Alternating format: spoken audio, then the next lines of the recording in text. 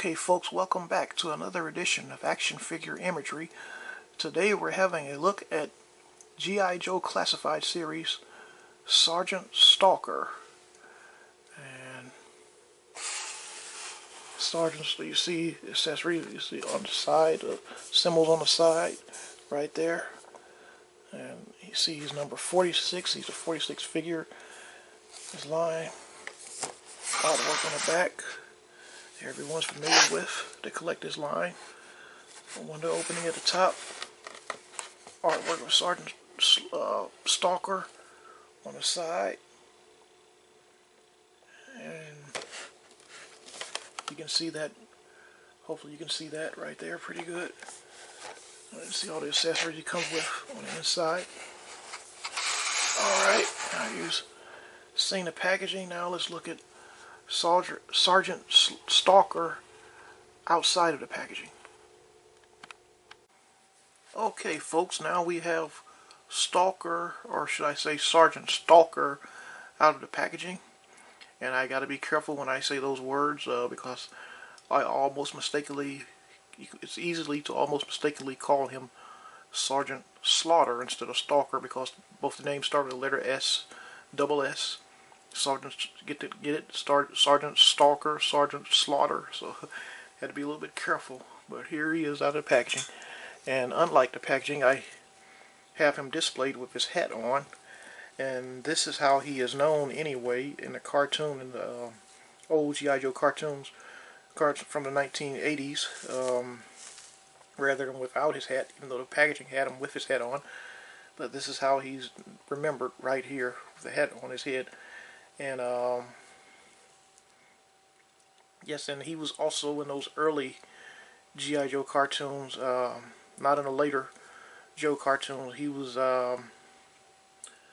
in those cartoons that started off with Duke and Scarlet as the early members of the Joe team. He's mostly was in those early episodes. You get a close-up look at him, his face, see the metal on his hat, and see all the detail, just like the vintage figure. It's like the old vintage figure, and there you see the thing for his knife, the pouch for his knife, and pouch for his gun on his side, on his right.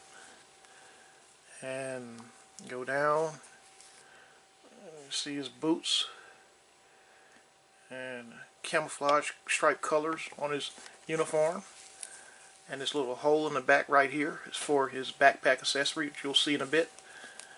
Alright, and you all are familiar with the articulation of G.I. Joe Classifieds. I assume majority of you are, but for you newcomers, I'll go over it real quick for those of you first timers, as the head can go back that much and go down that much.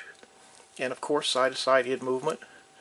Arm goes out like that. You got a swivel at the shoulder, and elbow bends, and swivel both ways right here, the upper shoulder, the lower shoulder, elbow bends, swivel at the wrist. You have an ab crunch right there, and waist can turn, and you have upper thigh swivel, even though it's hard to see past these patches right here, these pouches, the knife pouch and the gun pouch, they're on there. And you go on down, and you got the knee articulation, bends back not that much. Then you have articulation right here at the ankle area, and right here, the lower ankle area, then the foot, like that. And this guy comes with a ton of accessories, folks. If you want to see his accessories, here we go. I guess you could count the hat as an accessory also, even though it didn't come on the top of his head. It wasn't attached to his head. You got to put it on his head, unlike the vintage figure where it's already on there. But let's put Stalker to the side and look at his accessories. This is the backpack I was referring to, and get a closer look at that backpack accessory. There's the peg that fits onto his back, and you can just put it in the back of this hole right here. Insert it like that, and it has two pouches. I see one. You can put a pistol in this or something in there. You got a pouch right there and you got an opening right there. I just noticed it had two openings, and this is one of his other accessories. This big machine gun right here, and you'll get a closer look at all the accessories in the slideshow. You can take this and put it back in his pouch like that. Oops, no, that's. I think this is a little bit too big. It must be the other. It's the other gun. This one right here. You see that real good. You can put that. There you go. That's the one that fits in his backpack. I'm not sure what to put in this pouch right here. Maybe the knife, maybe. One of the other accessories. You can probably put a knife right there. But here's his knife right here, by the way. But this is the you can put this on his leg pouch right here. The knife can go in like that. And slide it on down. And there he has the knife. And this pistol right here. Alright, you got the option. There's multiple display options. You could have him hold it in his hand, or you could insert it into the pouch on the side like that. Alright, so goes in.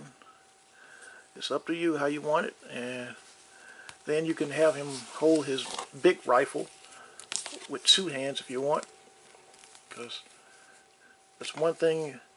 The G.I. Joe classified figures are fantastic figures. I love this toy line, but the only thing mainly Hasbro just need to work on is precision with the trigger fingers. A lot of the figures do not have accurate trigger fingers that can fit accurately inside the socket of the guns. But still, you can manage it. You can make him like he's holding a gun with two hands instead of one. Put him in a cool looking pose. And then the remaining accessories, this right here, I forgot what this thing is called.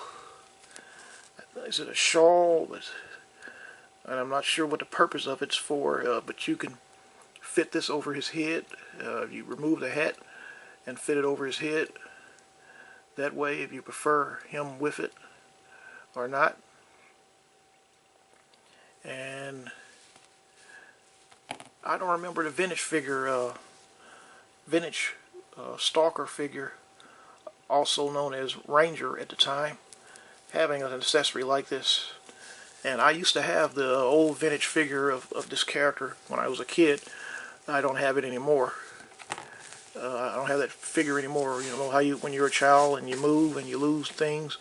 And these last three accessories, here's a walkie-talkie right here. The walkie-talkie at the time is communication device. And you can see the details on there. And these other two pieces are pieces. You see the bullets right there. Go to one of these bullet clips. And then this piece right here is the gun attachment also. I think I know what this piece is right here. You can see it. Oh, it fell. It fell on the floor. I'm sorry about that, but you'll see it in a slideshow. It's one of those. I don't want to waste time trying to look for it. You'll see it in a slideshow. I don't want to waste minutes in the video looking for it. It fell down. But you'll see it in a slideshow. Speaking of the slideshow, we can go there. Well, let me try. I was trying to get him in a battle pose. If I can get him to stand, he stands pretty well, but as soon as I turn the video on, he starts falling down. There you go. His hat was about to fall off too. Alright, there we go. Now he's in a shooting stance. Okay, and speaking of the slideshow, now we can go to the slideshow right now. Okay folks, here's the slideshow of Sergeant Stalker. And one tough thing about reviewing this video, I had to watch myself. As you see, the nice artwork right there on the side. Try not to accidentally call Sergeant Stalker Sergeant Slaughter by accident, because as you can see, their names are very similar to each other. They both start with the letter S, so it's understandable if you can accidentally have the tongue slip there. And you see all the accessories he comes with. He comes with a ton of accessories, as you see. And there's also confusion on what his name should really truly be too. You know, when they first made this guy back in the early 1980s, 83 or 84, if I'm not mistaken, he had the word Ranger. He was known as Ranger rather than Stalker. And there's some box art where it has him named Ranger, I think, and Stalker is the code name, so it can confuse some fans. I'm assuming that it was known as Ranger at first and then later became known as Stalker. There you see that cut on the side of his head, on the left side of his head. I'm not sure what that is. For any of you that know his backstory, you can comment in the comment section. You see he's right at 6 inches tall. Is it in the comic books, or is that a hairstyle? And there he is with his beret. I think that's the name of that hat. It's very similar to what Flint wears. And speaking of Flint, there's a comparison shot between the two. As you can see, for those that were wondering, no, he and Flint does not have the same hat. As you can see, it's not the same. It's not just a different color, but they're different, totally different hats altogether. And I also did a hat swap between the two. You see an up close version. Now he got Flint's hat, and Flint has his hat on. They swapped hats. And you can easily see these are not the same hats. They're not different paint jobs. They're actually different hats that they wear. And I thought I would put that in. There's another close look at that scar on the side of his head. If that is a scar, or is that some kind of special haircut that he prefer? Anyone know the backstory behind that? And also the backstory behind the scarf-like item that goes around his neck. Still not sure what that is.